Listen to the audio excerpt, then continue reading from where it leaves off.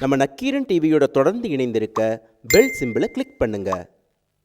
கலைஞருக்கு இன்றைக்கு 94 வயது. அதிக நேரத்தை நான் எடுத்துக்கொள்ளப் போவதில்லை, நேரம் அதிகமாக இருக்கிறது, சுருக்கமாகத்தான் சொல்ல போகிறேன். 94 வயது அவருடைய பிறந்த நாள் விழாவை நாளைய மறுநாள் நாம் கொண்டாட இருக்கின்றோம். இந்த 94 வயதிலே அறிவாசான் தந்தை பெரியார் அவர்களுடைய ஈரோட்டு குருகுலத்திலே அவர்கள் பயின்று பொது வாழ்க்கைக்கு, சுயமரியாதை இயக்கத்திற்கு, திராவிடர் கழகத்திற்கு வந்து பிறகு அரசியலுக்கு சென்றாலும் என்றைக்கும் அவரை பற்றி கேள்வி கேட்ட நேரத்தில் எத்தனையோ பேட்டிகள், அவருடைய சிறப்புகளை சொன்னார்கள், எழுத்துக்களை சொன்னார்கள், அவருடைய பன்முகங்களை சொன்னார்கள். பல்கலை கொள்கலராக கலைஞர் அவர்கள் எழுத்தாற்றல், நடிப்பாற்றல், பேச்சாற்றல், நிர்வாகத்துறை இது அத்தனைக்கும் செய்தார்கள். முடிவு எடுப்பதிலே, நிர்வாகத்துறையிலே அவர் பதித்த முத்திரை இருக்கிறத, அதை என்றைக்கும் யாராலும் தாண்ட முடியாது என்று சொல்லக்கூடிய அளவிற்கு அவர்கள் சாதனை படைத்த ஒருவர். அப்படிப்பட்ட அவரை பார்த்து நீங்கள் எத்தனையோ ஒரு பேட்டி கொடுத்திருக்கிறார், பதில் சொல்லி இருக்கிறார். அவரை பார்த்து ஒரு கேள்வி கேட்ட நேரத்தில் நீங்கள் உங்களை பற்றி ஒரு வரியிலே விமர்சித்துக் கொள்ளுங்கள். இந்த கேள்விக்கு உடனடியாக பதில் சொன்னார் கலைஞர் அவர்கள். எப்போதுமே ஈரோட்டு குருகுலத்தில் படித்தவர்களுக்கெல்லாம் பொத்தானை அழுத்திய உடனே எப்படி கம்ப்யூட்டர் வருகிறதோ அப்படித்தான் அண்ணா காலத்திலிருந்து கேள்விகளுக்கு பதில் சொல்லுவார்கள். அதுவும் கலைஞரிடத்தில் அதை கேட்க வேண்டிய அவசியமே இல்லை, அவ்வளவு சிறப்பாக முத்திரை பதிப்பார். ஒரு வரியில் உங்களை விமர்சித்துக் கொள்ளுங்கள் என்று கேட்கிறார். உடனே சொல்லுகிறார், மானமிகு சுயமரியாதைக்காரன். இந்த மானமிகு சுயமரியாதைக்காரனை பற்றித்தான் இப்போது நான் பேசப் போகிறேன். சுயமரியாதை என்றால் என்ன? பெரியார் சொல்லுகிறார், உலகத்தினுடைய அத்தனை அகராதிகளையும் எடுத்து போடுங்கள், மனிதர்களுக்கு மட்டும்தான் சுயமரியாதை உண்டு என்று. ஆனால் இன்றைக்கு மாட்டின் மூலமும் நாம் சுயமரியாதையை பெற்று தீர வேண்டிய காலகட்டத்திற்கு நம்முடைய இன எதிரிகள், நம்முடைய கொள்கை எதிரிகள், இந்த இயக்கங்களை, இந்த கொள்கைகளை அழித்து விட வேண்டும் நினைக்கிறவர்கள் முயற்சிக்கிறார்கள். எண்ணி பாருங்கள், இங்கே எத்தனையோ செய்திகளை சொல்லி இருக்கிறார்கள். இதுவரையிலே அவர்கள் ஆற்றலோடு பல்வேறு செய்திகளை சொன்னார்கள். பல பேர் நினைத்துக் கொண்டிருக்கிறார்கள் கலைஞர் இன்றைக்கு பேசவில்லை, ஆகவே நமக்கு லாபம் நினைக்கிறார்கள். சில நேரங்களில் பேச்சுக்கள் அவர் தொடர்ந்து இவ்வளவு நாள் பேசியிருக்கிறார். ஆனால் பேச்சுக்களை விட, அவர் உரை வீச்சுக்களை விட இன்றைக்கு அவர் காக்கின்ற மௌனம் இருக்கிறத, அந்த மௌனத்திற்கு ஆழமான பொருள் உண்டு. காரணம், ஒரு விஞ்ஞானி எந்த கருவியை தயாரித்து வைத்திருக்கிறார்கள் என்பதுதான் மிக முக்கியம். அந்த கருவிகளை பயன்படுத்த வேண்டிய காலகட்டம் இப்போது வந்திருக்கிறது. அதைத்தான் சகோதரர் சுபவி அவர்கள் எடுத்து சொன்னார்கள். இங்கே இத்தனை பேர் இருக்கிறோம், இது வெறும் கேளிக்கைக்காக அவருடைய பெருமைகளை பேசிவிட்டு போனால் போதாது. இந்த கொள்கைகளுக்கு ஏற்பட்டிருக்கிற சவால்கள், அறைகூவல்கள், இதனை சந்திக்க வேண்டும். கலைஞர் அவருடைய உணர்வுகள் என்று சொன்னால் அதை நாம் புரிந்து கொண்டு பாராட்டுகிறோம் என்றால் வெறும் பாராட்டு உரைகளுக்காக அல்ல, இது மாதிரி எந்த நேரத்தில் எப்படிப்பட்ட போராட்டம் சொன்னாரே நம்முடைய EVKS அவர்கள் சொன்னார்களே மிக அழகாக, நெருக்கடி காலம். நண்பர்களே, பல பேருக்கு இன்றைக்கு அது 40 ஆண்டுகளை தாண்டிவிட்ட ஒரு காலகட்டத்தில் அன்றைக்கு என்ன நடந்தது என்று தெரியாது. இங்கே இருக்கக்கூடிய இளைஞர்களுக்கு பல பேருக்கு தெரியாது. இந்தியாவிலேயே இந்திரா காந்தி அம்மையார், கருத்து வேறுபாடுகள் மாற்றப்பட்டன, பிறகு வந்தன, அதை தெளிவாக அவர்களே சொன்னார்கள். ஆகவே இதில் யாருக்கும் ஒன்றும் சங்கடமில்லை. இது வரலாற்றினுடைய பக்கத்தை நாம் புரட்டி காட்டுகிறோம், புரட்டி பார்த்தாக வேண்டும். இளைய தலைமுறை தெரிந்து கொள்ள வேண்டிய படிப்பினைகள் ஏராளம் இருக்கின்றன, கற்றுக்கொள்ள வேண்டும், அதுதான் மிக முக்கியம். அப்படிப்பட்ட ஒரு சூழ்நிலையில நெருக்கடி காலத்திலே கலைஞர் முதலமைச்சராக இருக்கிறார். எத்தனை முறை அவர்கள் முதலமைச்சராக இருந்தார் என்பது முக்கியமல்ல நண்பர்களே. முதலமைச்சராக இருந்த நேரத்தில் எப்படிப்பட்ட சாதனைகளை அவர் சாதித்து காட்டினார். நாடே சமத்துவபுரமாக வேண்டும் என்பதற்காகத்தானே பெரியார் சமத்துவபுரம் என்று உருவாக்கினார்கள். ஜாதியால் தானே நாம் சீரழிந்து போயிருக்கிறோம். இன்னமும் கோயில்களிலே கூட ஜாதி சண்டைகளால் தானே கோவில்களே மூடப்படுகின்றன. அப்படிப்பட்ட ஒரு சூழ்நிலையில அத்துணை ஜாதிகளையும் நினைத்து, ஜாதி இல்லை, ஜாதி ஒழிய வேண்டும், ஜாதி இருக்கின்றதுமானும் இருக்கின்றானே, இருட்டலில் உடலா உலகம் என்பதை மாற்றி காட்டி ஜாதிகள் இல்லை என்பதை இதோ நடைமுறைப்படுத்துகிறேன் என்பதற்காக அவர் ஆட்சியை பயன்படுத்தினார். எனவே ஆட்சி காட்சிக்காக அல்ல. இன்றைய ஆட்சியை பற்றி சொன்னார்களே, ஆட்சியா நடக்கிறது என்று அருமையாக கேட்டாரே, பல நண்பர்களும் கேட்டார்களே, மேடையில எனக்கு முன்னாலே பேசியவர்கள் வெறும் காட்சி. ஆனால் நமக்கு செய்ய வேண்டிய வேலை, கலைஞருடைய இந்த பிறந்த நாள் விழாவில் நாம் எடுத்துக்கொள்ள வேண்டிய சூளுரை இருக்கிறத, இந்த இனத்தினுடைய மீட்சி, அதுதான் மிக முக்கியம். இந்த இனம் மீள வேண்டும், மிகப்பெரிய அளவிற்கு இதை அழிக்க வேண்டும், இந்த எழுச்சியை தொலைக்க வேண்டும், தமிழ்நாட்டினுடைய அடையாளத்தை, அழகாக சொன்னார், நம்முடைய அடையாளத்தையே மாற்றி காட்ட வேண்டும் என்பதற்காகத்தான் இந்தி மொழி திணிப்பு, நீட் தேர்வு திணிப்பு, மாட்டுக்கறியை சாப்பிடாதே என்ற ஆணை, இவைகளுக்கெல்லாம் ஒரே தத்துவம்தான் இது. ஒன்று, தங்களுடைய தோல்வியை மறைத்து நாம் இதை பற்றி பேசிக் கொண்டிருக்க வேண்டும். 3 ஆண்டுகளிலே என்ன சாதனை நடந்தது என்று கேட்டுவிடக் கூடாது. எனவே நீங்கள் மாட்டை பற்றி பேசிக்கொள்ளுங்கள், நான் மறைந்து கொண்டிருக்கிறேன் என்று சொல்கிற மோடி வித்தையே தவிர வேறு கிடையாது. ஆகவே இதை புரிந்து கொண்ட மக்கள் தமிழ்நாட்டிலே இருக்கிறார்கள். ஆட்சியிலே இருக்கக்கூடியவர்கள் தாங்கள் ஆட்சியிலே இருக்க வேண்டும் என்பதற்காக வெட்கத்தை விட்டு, மானத்தை விட்டு இன்றைக்கு கீழறங்கி இருக்கிறார்கள்.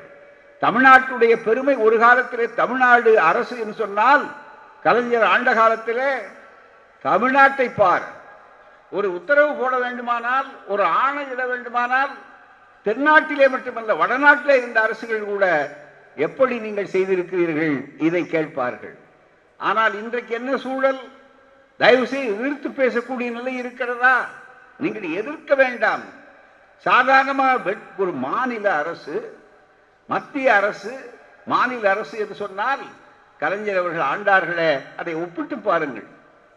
உறவுக்கு கை கொடுப்போம் சொன்னவர் கலைஞர்.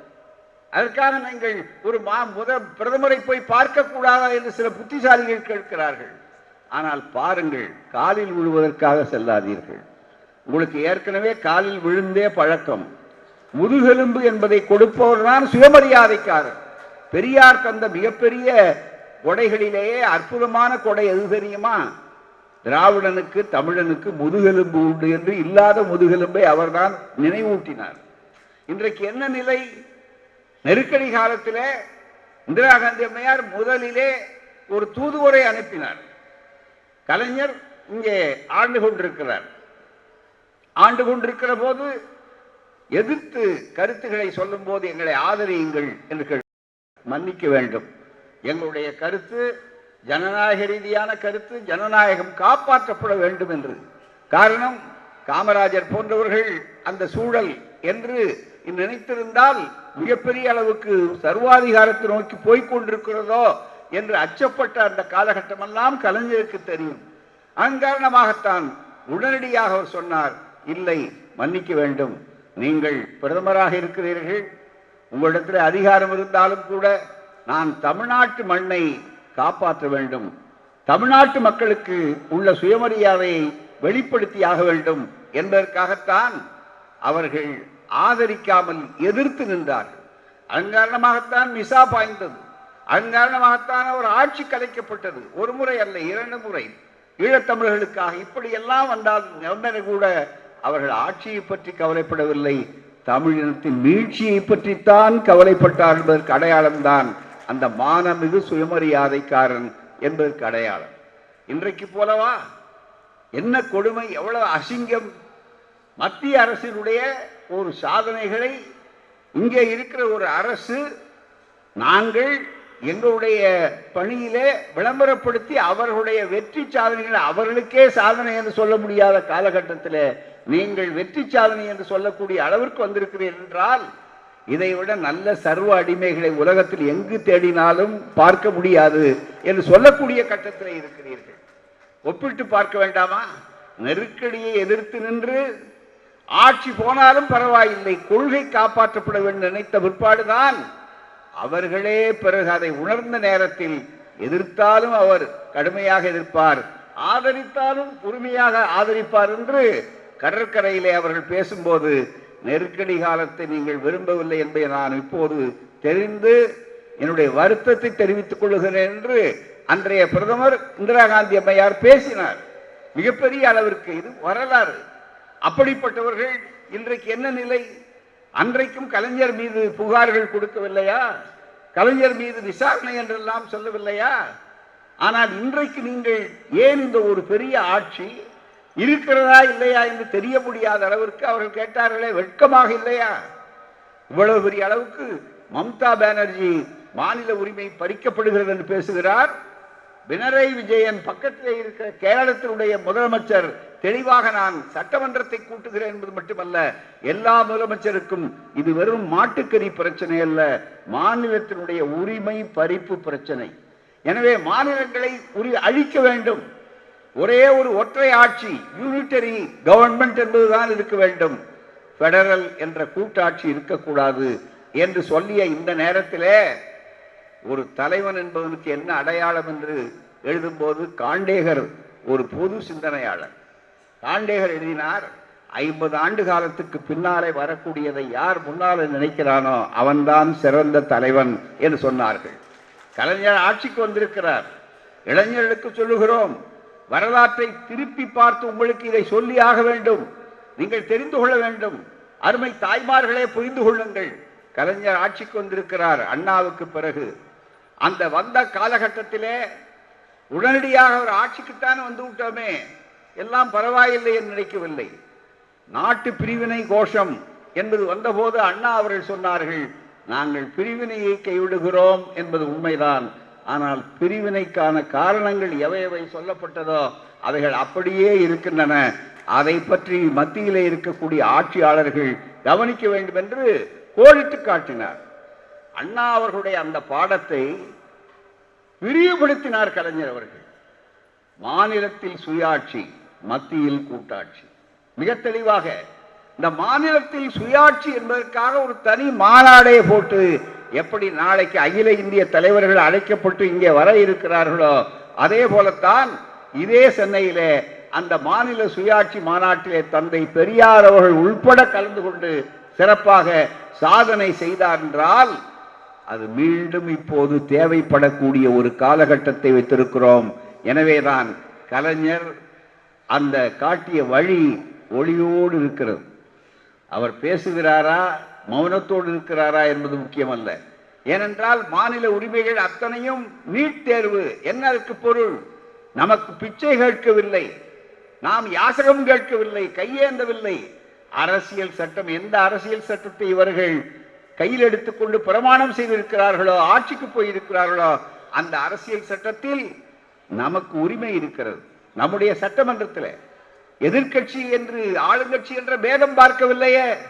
நம்முடைய தளபதி திராவிட முன்னேற்ற கழகத்தினுடைய செயல் தலைவராக இருந்து இன்றைக்கு கலைஞர் அவர்கள் செய்ய வேண்டிய பணிகளை எல்லாம் எடுத்து செய்து கொண்டிருக்கக்கூடிய மாண்புமிகு எதிர்கட்சி தலைவர் அந்த நீட் தேர்வுக்கு தன்னுடைய ஆதரவை முழுமையாக என்னுடைய இயக்கம் தரும் என்று சொல்லி எதிர்ப்பே இல்லாமல் நிறைவேற்றினார்களே, அதற்கு பிறகாவது அதை காட்டி நீங்கள் பயன்படுத்தி இருக்க வேண்டாமா? காவிரி நதிநீர் ஆணையம் உச்ச நீதிமன்ற தீர்ப்பு கொடுத்த பிற்பாடு கூட செய்ய மாட்டேன் என்று உறுதியாக இருக்கிறார்களே, அதை கண்டித்திருக்க வேண்டாமா? அதற்கு ஒரு தெம்பு இருக்க வேண்டாமா?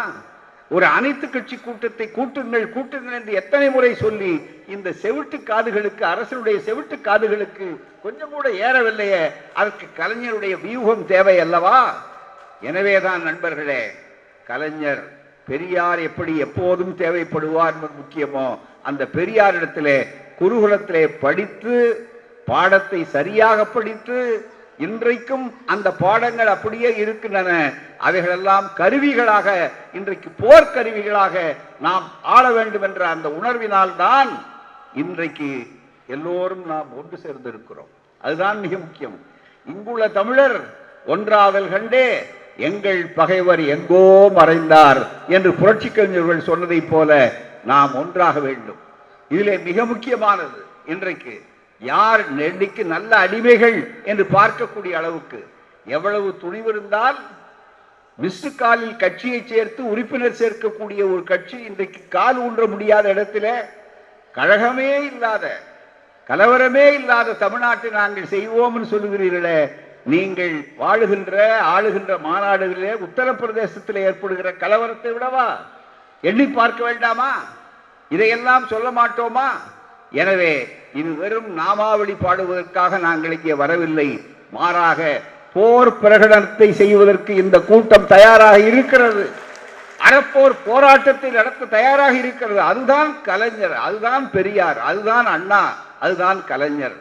அப்படிப்பட்ட அந்த வழியை காட்டுவதற்கான வழிமுறைகளை, உறுதிகளை நாம் இன்றைக்கு ஏற்க வேண்டும். 94 ஆண்டுகள் நாம் இதை செய்து காட்டினோம். 100 ஆண்டு அவர்களுடைய சாதனைகள் என்றெல்லாம் நிச்சயமாக நாம் அவரை வாழ்த்துவதற்கு என்றைக்கும் தயாராக இருப்போம். கலைஞர் வாழ்வார், கலைஞர் மீழ்வார், கலைஞர் நல்ல உடல்நலத்தோடு மீண்டும் நமக்கு வழிகாட்டக்கூடிய வகையிலே வருவார்கள். ஏற்கனவே அவர் நம்மை சரியான வழியிலே தான், பெரியார் வழியிலே, அண்ணா வழியிலே, கொள்கை வழியிலே, லட்சிய வழியிலே, மானமிகு சுயமரியாதைக்காரராக இருந்தால் நடத்தி இருக்கிறார். இல்லையானால் நீங்கள் நினைத்து பாருங்கள், கடைசி வரையிலே அவர்களுடைய போராட்டம் எப்படிப்பட்ட போராட்டம், எதையும் மக்கள் சந்திப்பார்கள் சொல்லக்கூடிய அளவிற்கு போராட்டம். இவ்வளவு தாய்மார்கள் இங்கே வந்திருக்கிறார் என்றால், கலைஞர் ஆண்டபோதுதான் பெண்களுக்கு சொத்துரிமை என்ற முதல் சட்டத்தை செங்கல்பட்டு அந்த மாநாட்டிலே அந்த தீர்மானத்தை போட்டார்கள். கலைஞருக்கு அவர்கள் மகளிருக்கு சமசமான இடத்தை பிரித்துக் கொடுங்கள், இடஒதுக்கீட்டிலே கூட என்று உத்தரவு போட்டார்கள். எனவேதான் மிகப்பெரிய அளவிற்கு வாய்ப்புகளை உருவாக்கி இன்றைக்கு ஒரு சமுதாய மாற்றம், அதுதான் மிக முக்கியம். வெறும் அதிகார மாற்றம் அல்ல, சமூக மாற்றம். இதை செய்கின்ற ஒரு பெரிய வழியை காட்டி இருக்கிறார்கள். எனவேதான் அவர்களுடைய ஒவ்வொரு போராட்டமும் இன்றைக்கு மீண்டும் எடுத்துக்கொள்ளப்பட வேண்டிய போராட்டம். 14 வயதிலே கையிலே இந்திய எதிர்ப்பு கொடி, தமிழ் கொடியை, முத்தமிழ் கயல்வில் புலி அந்த கொடியை ஏற்றிக்கொண்டு ஓடி வந்த இந்தி பெண்ணே கேள், நீ தேடி வந்த நாடிதல்லவே ஓடிப்போ என்ற அந்த போராட்டத்தை அன்னைக்கு தொடக்கினார்களே, அந்த கொடி மாறி இருக்கலாம், ஆனால் கொள்கை மாறவில்லை. தேவை இன்றைக்கு இருக்கிறது. எனவே இந்தி வந்தால், நீட் நுழைவுத் தேர்வு வந்தால் நம்முடைய உரிமைகள் பறிக்கப்படுகிறது என்பதை பட்டி தொட்டிகளெல்லாம் எடுத்து பறைசாற்ற வேண்டும். எனவேதான் அருமை தாய்மார்களே, அன்பு தோழர்களே, கலைஞரை நாம் பாராட்டுகிறோம் என்றால் போராட்டத்துக்கு நாம் தயாராகிறோம். பாசறை வீரர்களுக்கு நாம் உற்சாகப்படுத்துகிறோம். கருவிகள் தயாராக இருக்கிறது. எனவே காலம் தேவைப்படுகிறது. தயாராக புறப்படுவோம். புறப்படுவீர் என்று கூறி முடிக்கிறேன். வணக்கம். வாழ்க கலைஞர், வளர்க அவருடைய போராட்ட உணர்வு. நன்றி, வணக்கம்.